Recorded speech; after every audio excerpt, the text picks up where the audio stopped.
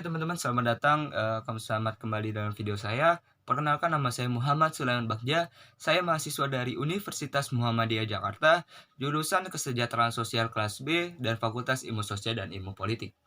Pada video kali ini saya akan membahas tentang desentralisasi. Udah nggak sabar, yuk kita bahas. Proses desentralisasi baik pada level pemerintah pusat maupun pada level pemerintah daerah.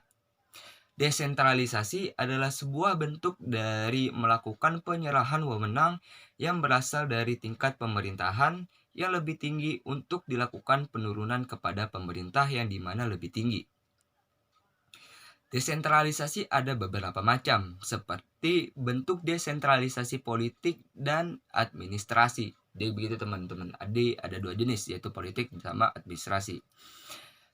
Desentralisasi adalah penyerahan kekuasaan pemerintahan oleh pemerintah pusat kepada daerah otonom berdasarkan asas otonomi.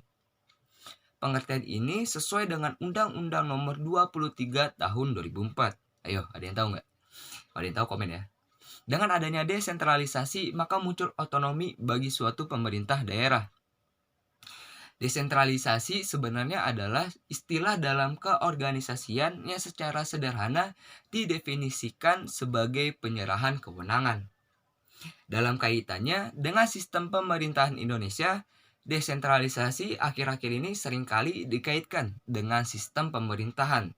Karena dengan adanya desentralisasi, sekarang menyebabkan perubahan paradigma pemerintahan di Indonesia.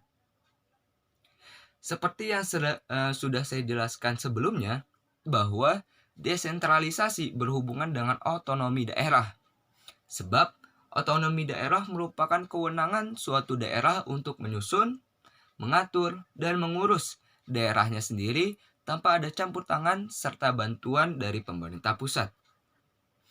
Adanya desentralisasi akan berdampak positif pada pembangunan daerah-daerah tertinggal dalam suatu negara, hingga daerah otonom tersebut dapat mandiri dan secara otomatis dapat memajukan pembangunan nasional. Jadi begitu teman-teman, adanya desentralisasi politik hingga melahirkan otonomi daerah.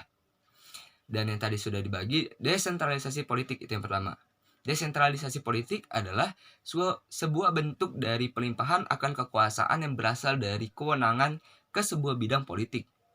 Dalam hal ini, pemerintah pusat akan diberikan kepada pemerintah yang lebih rendah, seperti daerah. Nah, ini sama seperti yang tadi di atas ya, otonom daerah. Dan yang kedua, desentralisasi administratif. Desentralisasi administratif adalah sebuah bentuk dari pelimpahan akan kekuasaan yang berasal dari kewenangan yang berada di bidang administratif pemerintahan.